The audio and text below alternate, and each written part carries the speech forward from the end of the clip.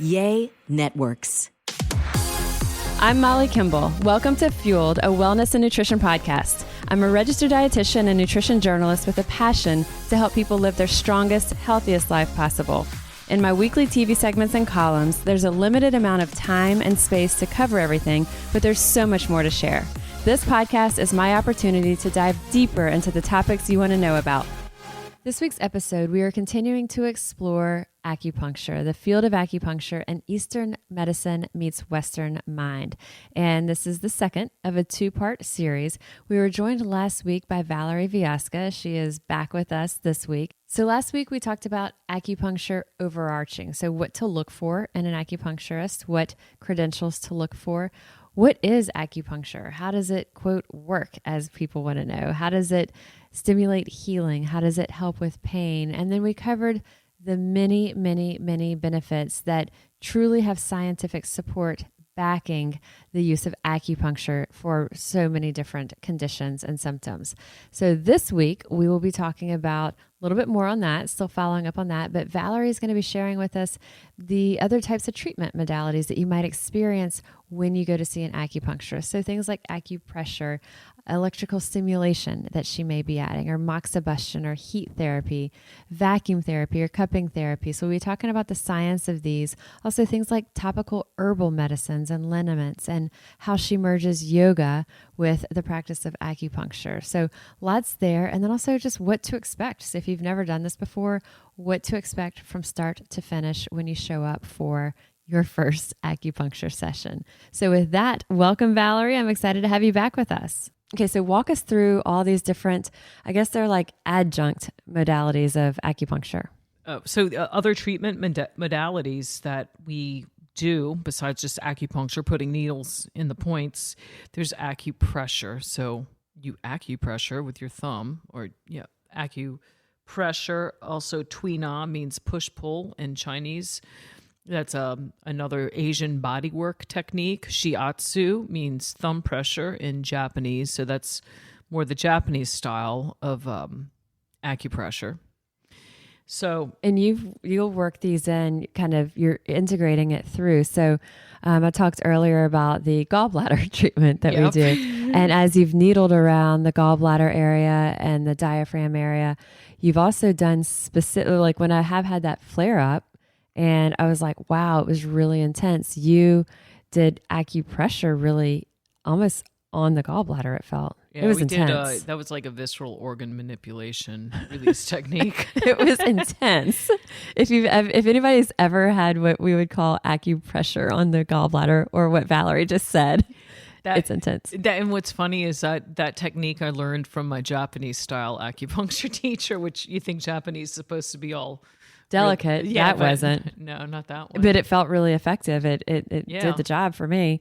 So these pressure points and the physical manipulation there, manual manipulation that you'll layer this in with the acupuncture, and then the e-stim, the electrical stimulation. These are like, you'll also call them like jumper cables. Yeah. There's a red and a black little leads, little alligator clips that you put on the needles.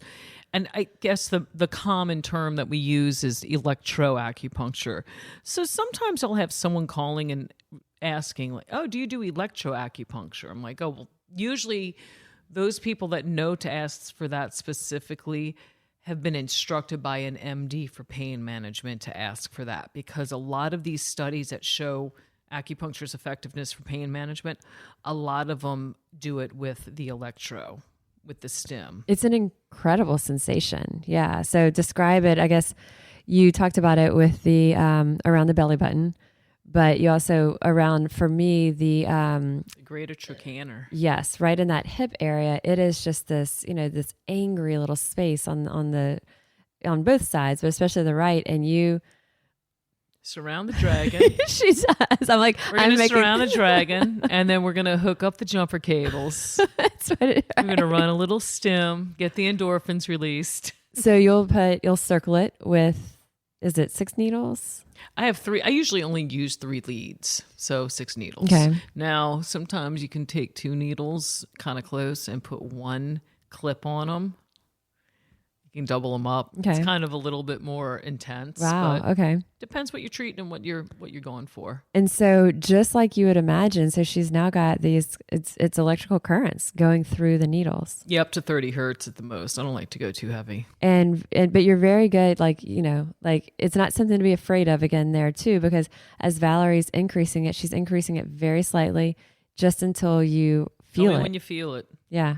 So those electro units that we use, those are the same as what in the physical therapy and chiropractic world that they use called the TENS units. And you can even buy them at Walgreens now, I think. The TENS is transcutaneous electronic nerve stimulation. So instead of having one of those taped little things on you that buzz the muscle, it's delivering more electrodes and it's delivering the electricity into on the needle. So then it gets a little bit more action of it in the muscle. Into the muscle. And I would imagine around, in many cases, like the nerve site. Mm-hmm. Yeah.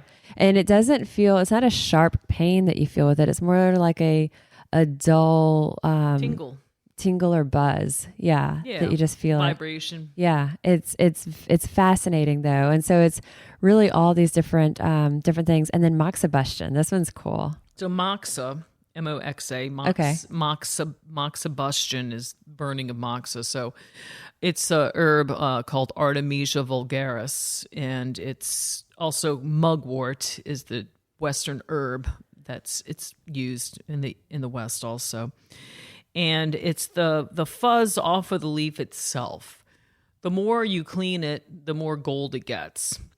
So of course, back to the Japanese, they might have some practitioners that don't even do needles and they just do moxa, and they're called moxa masters.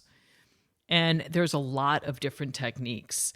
The one that I use the most in my space, because it's a small area, I just have smokeless moxa sticks. So it's most of the herb, but it's in a charcoal base, so it doesn't put out a lot of smoke. But it's that high heat capacity that when, it doesn't touch the skin, you're just getting it close to these points or the area where there's pain. It's get that blood flow, like a lot of vasodilation comes to the area, flushes that. I describe it easily as like it's an amino acid byproduct buildup that your body is getting rid of. You got to think of how the lymph also extracts the funk out of the blood to be delivered out via urination, for example. So the moxa heat, hey, back to labor and delivery, even the midwives are taught, or the doulas are taught to do moxa on the pinky toe of the pregnant mom to turn a breech baby. Wow. And then they feel the baby trying to turn too. That's insane. So that's another one. Yeah, I was like doing that, somebody's pinky toe, and the husband was watching and he kind of freaked out. Like, right? Oh my God.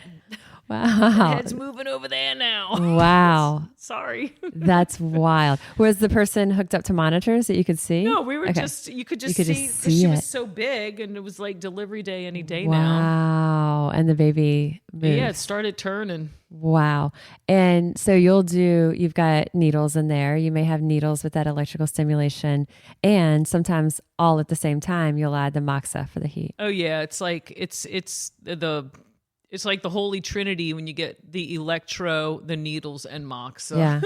And you just, surround the drag and hook it up to the E-stem and just start getting like a lot of blood flow to that area. And it really, it brings relief, cupping therapy. That was one that we did the very first time I went to you. We did cupping, and you asked me, have you had cupping done?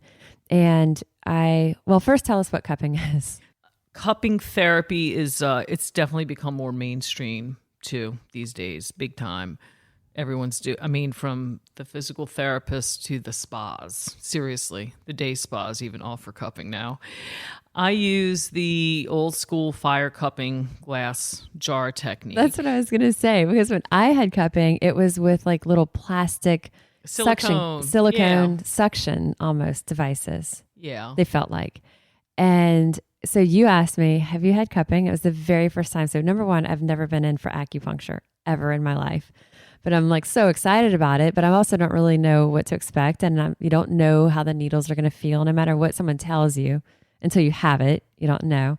And you said, have you had cupping done? And I'm like, yeah, and then all of a sudden you have these glass jars. And then you've got, was it cotton that you're lighting on fire? It's a 91% alcohol drenched cotton ball on the end of a hemostat. So what you see is these flaming cotton balls coming at your skin and then just clamp down. Well, you don't see it because you're laying on your stomach, but you can see out of the corner of your eye, there's flaming cotton balls flying around here and then the cup going on. But that heat forms that suction. It was very different than cupping that I had done before. Yeah, if the fire goes out, Yeah. it's extinguished right away because it's smothered, but then that heat creates a vacuum.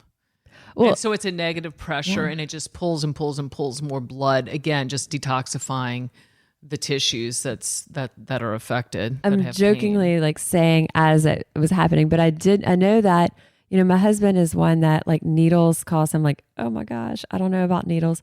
And then I just thought, I wonder what Brad would think if he was like a fly on this wall watching this, but I had 100% trust in you, knowing your background, knowing what I was, who I was walking in to meet with and having that experience. I had zero fear. And you don't feel a thing. It's not like you don't feel any fire. You do feel the warmth of the heat as that suction is happening, but it immediately goes out and the suction happens. But it's very cool. I would also like to see it happening, but you can't, again, it's usually, for me, it's on my back. So you can't see it while it's happening to you. But the idea with that is that it's really, how's it addressing the muscles that are very deep that you can't easily get to? So cupping, is like, that's the broad term that we use. Vacuum therapy is like another one, but the third one, which I like to say, myofascial decompression. So myo is a muscle, fascia is a connective tissue. Back to that again. Decompress it. So get that blood flow. You get these little like adhesions. I call it Gorilla Glue nuggets in your tissue from your overuse issue usually, and you get more blood flow to that. It's going to soften that up, and then it's going to restore your range of motion and your movement. And some of these are muscles that you can't really get to that easily. Yeah, these paraspinals in our back, they're like we call them the erector spinae group, paraspinals for short, but those guys are bullies. And a lot of people's paraspinals are like way too buff for their own good. And that's what's destabilizing their lumbar, their low back. That's why they have lumbar pain. It's not because their back is tight. It's because it's weak. But it's weak because, well, there's lots of reasons. But if something's weak, then what's being too much of a bully? What's being too strong? Go in there and get that guy to chill out first. But how could you ever in a normal, like you're not going to be able to like quote massage those muscles. They're so deep. They're so strong through there. But something like cupping can really reach them in a different way. Oh yeah. Really big release you got. So the pressure points, the manual manipulation, the electrical stimulation, the moxa, the heat there, the cupping or vacuum therapy. And then there's a lot of topical herbal medicines, different liniments that you'll use as well. So topical analgesics that are natural is definitely one of my drugs of choice, I'd say. So like the Eastern medicine version of icy hot. Yeah. So Zhengu Shui means penetrate to the bone layer. It looks like soy sauce. It's in this little red label with a red lid. And there's herbs and alcohol base. It also has a little camphor menthol. And those herbs, according to traditional Chinese herbology, those herbs they move what we call qi and blood stagnation due to trauma. So when you have trauma, even if it's overuse and your back's tight, for example, what happens is there's congestion. Well, we would say qi stagnation or congestion of the qi. You want to get that stuff moving. You want blood flow there, again, to bring you back to homeostasis, because properly oxygenated blood, I guess that's one way to put it, is what's going to keep you in your state of harmony. And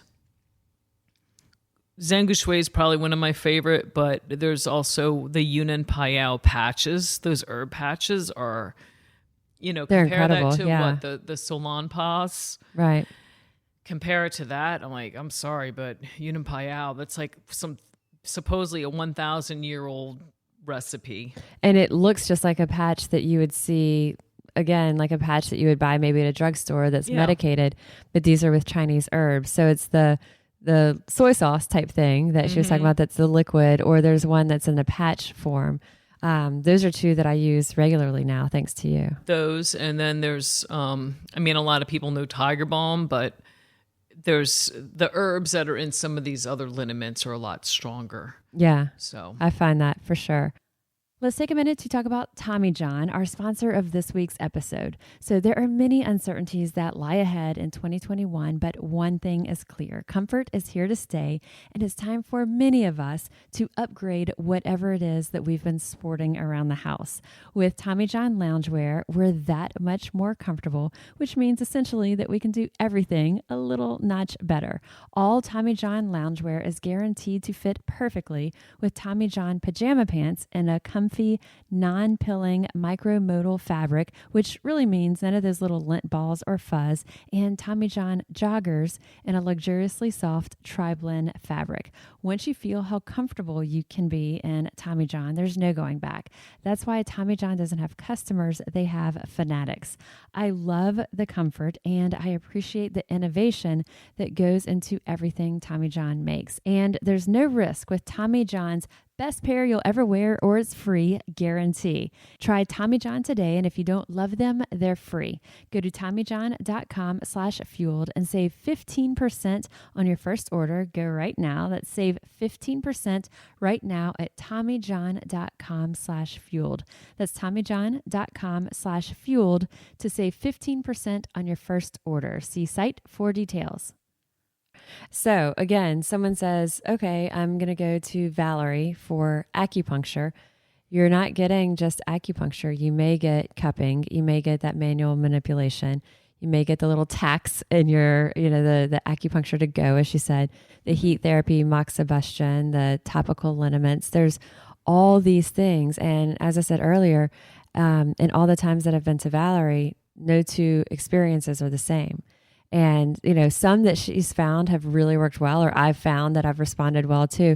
You'll be consistent with those, but then we may change up other parts of it too. So the umbrella term of acupuncture, I think, is almost limiting in what it describes of what you do in your practice. There's just this whole holistic approach that you bring to the person in front of you. Yeah.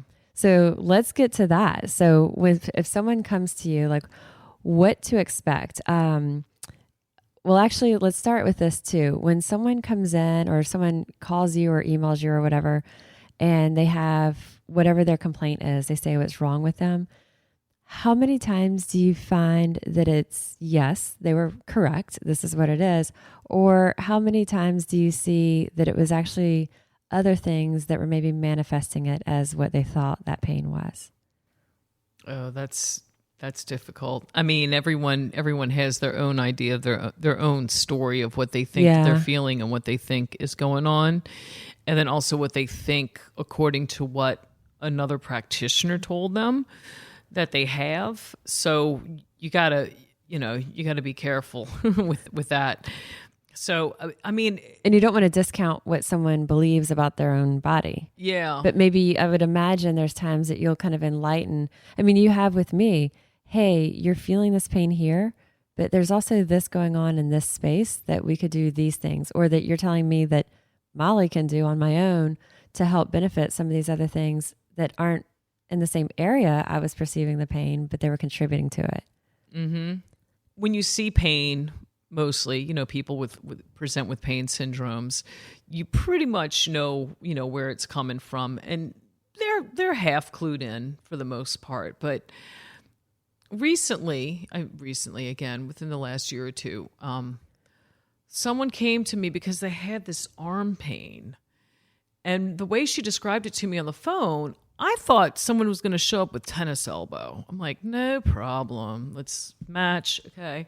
So this person comes in and It's not tennis elbow, and it's a pain actually in the forearm. And then there's 2 little red spots on it, and she's telling me this like it's almost like nerve pain. And I go, that's shingles. Bye. Go to urgent care. Go get the antiviral and the gabapentin. Sorry. See you next week. Right. Wow. And she, she didn't know. Right. But bless her for thinking, let me do it the holistic way. She thought, and it was like just the cross of communication that happened. I thought someone was coming in with the tennis elbow. Shingles. So when someone comes in, what should they expect with their acupuncture session, especially if it's the first time they've ever done it? You're definitely going to feel relaxed, and I prefer to see people when they don't have to have a commitment afterwards, like going back to work in the office for another 10 hours or something. So I try to, accommodate like that. Let's do it at 4:00 at the end of the day instead of at 10 a.m. Depending on people's schedule, I'm pretty accommodating. So when someone comes to me for the first time, if they have not had acupuncture before, I like to say that I hyper explain what they're going to be feeling and what to expect, because you want to be able to relax and feel comfortable, because you want the treatment to be effective, super effective. So that's my, that's for sure. When someone's already gone to acupuncture and they kind of know what to expect, we may not be as chatty. But I'll explain, and, just one needle at a time. Tell me, how's that feel? It's all right. Okay. And next thing you know, they're relaxed. And your personality is so disarming anyway, that I think if someone comes in and they're nervous, you're going to help us feel more comfortable. I'll say in spite of that, and you explained a lot and I asked a lot of questions, I was nervous, and I felt like it wasn't until maybe my second session or my third that I was able to just kind of relax and let some of that, like I was tense because I was anticipating a pain, especially in some of those areas in the hips where there is a lot of pain. Sometimes the nerves in there, you go, ooh, like when it hits it, it's an intense feeling. But then I got to where I realized, even if I had that, a lot of times you don't feel the needles going in at all. And even if I did feel it and it was like I reacted like, wow, that hit like a what I would perceive as like a nerve spot. It's so fleeting anyway. And I also learned to almost like realize that it was going to pass very quickly, that pain wasn't going to stick around. And I also knew that there was such a benefit on the back end of it. Mm-hmm. So, but it took me a little bit to get myself to relax, the first time that I went in. I heard you one time say that a lot of people just chill out and they kind of, some people even go to sleep on the table. Oh, yeah. And when I heard you say that, I was laughing out loud because I talk the whole time. I've got so many questions for you. I'm telling you stuff. You're just inquisitive. Or now that I know you too, I'm like, you're not going to believe this funny story, right? Okay, so they arrive. You're going to walk them through step by step, what to expect, the sensations. We've talked also about the needles, but you'll explain to them the needles. You don't show the needle though. Sometimes I ask them, like, do you want to see one of these? And they, oh no. Like, actually, yeah. Yeah. Because I think if you put your eyes on it and you realize, wow, it's hard for me to even see that. It's so thin, there would be less fear. What if someone is really, really like hyper phobic of needles? What do you do? I take out my 40 gauges.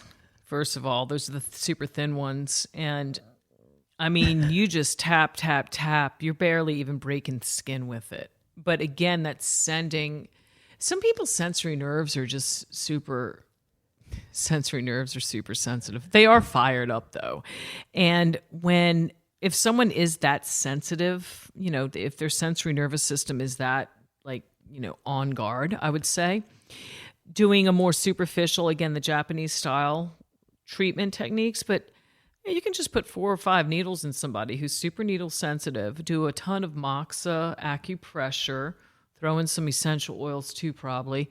And they're going to be just as good as a person who was ahead of them who had maybe 40 needles put in them. But I would imagine there's people who are not needle sensitive. They're just afraid.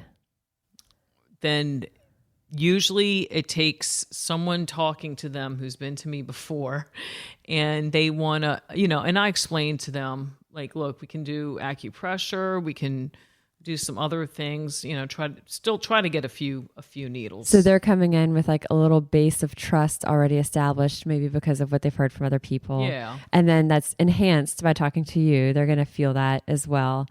And if they're there, they're like, all right. And, for me, I didn't really have a fear of it, but I didn't know what to expect of how it would feel. And then I know, like, because we addressed certain things very specifically, and that greater trochanter area and the bursitis, all this other stuff in my hip areas. I had MRIs that I have had, and I showed it to you so that you could see kind of what some of the specific spaces were. Is that helpful? MRI reports are always helpful. Always. So anything that helps to kind of identify where an injury might be, or it helps to kind of narrow down the scope? Mm-hmm. Yeah, definitely. It just kind of clues you in and know a little bit more about specifically the condition. And then, so someone comes in, they do their first treatment. From there, what to expect? How often would they come in? What does that look like? I know it's different for everybody. Yeah, I mean, it depends on the condition. So acute pain versus chronic pain. When it's acute, you're going to come maybe 3 times, maybe up to 5 or 6. And then I might not see you again, or I might see you for another injury later on, perhaps. Chronic pain, I mean, let's get after it weekly for a good 3 or 4 weeks and then reassess. I say after 3 sessions, you're going to know how much you're how much you're benefiting from this. So I kind of stick with like let's start with 3 treatments. I don't do like 3 sessions a week for 5 weeks in a row, like a course of 15 treatments. I don't do those kind of protocols. Some practitioners do, but I feel like the reason I don't is because I'm employing so much. I'm always hooking up the E-stim. I'm lighting the moxa. I'm getting the elbow in for the acupressure. It's always something, always some Lang-App thing is happening when I'm doing treatments. And I'm only one-on-one, so I see people. It's pretty thorough. Right.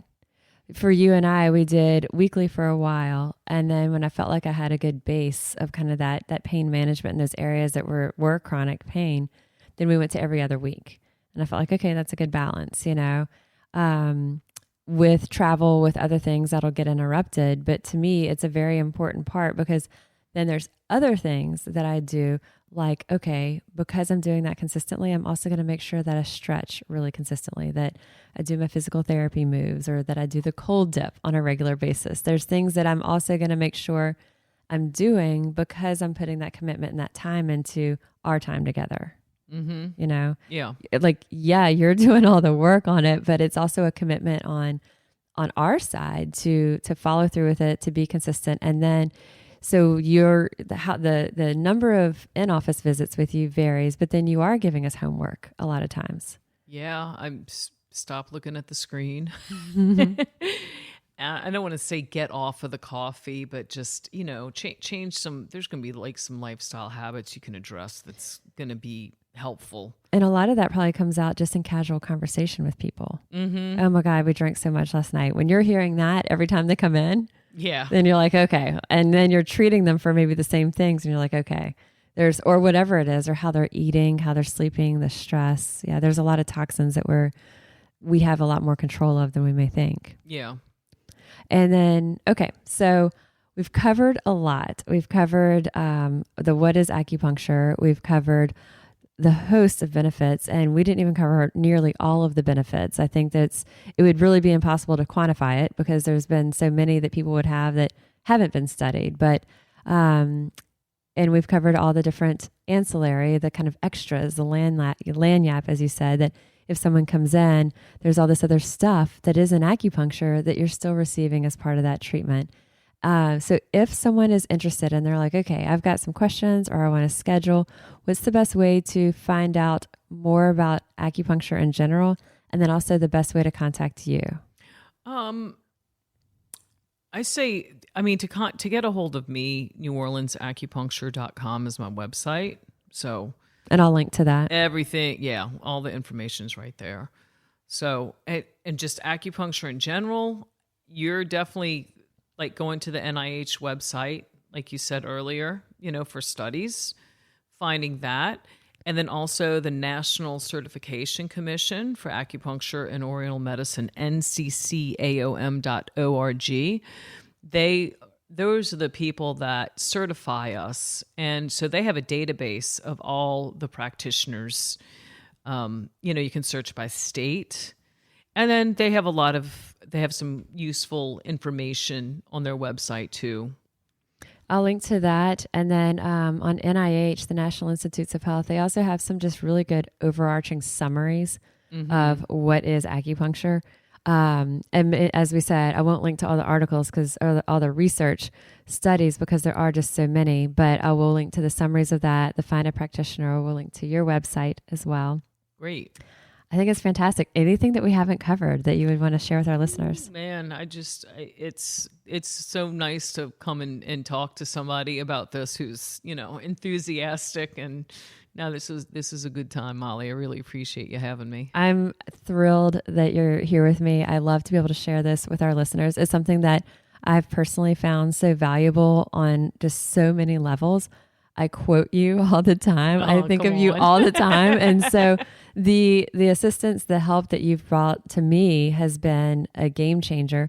And so if people are listening and they've heard us talk about something that they feel like could be a benefit too, I would encourage you to explore acupuncture for yourself. So thank you, Valerie. All right. Thank you so much for having me. I'm so honored, so grateful to Valerie for carving out just so much time and really walking us through the field of acupuncture. You can tell she's incredibly passionate about it. I have become such a believer in it. I've experienced the benefits of it myself. And if you've tried it, I would love to hear your experiences. I always want to hear whenever you do try something that we talk about, message me, share it on social with me, email me.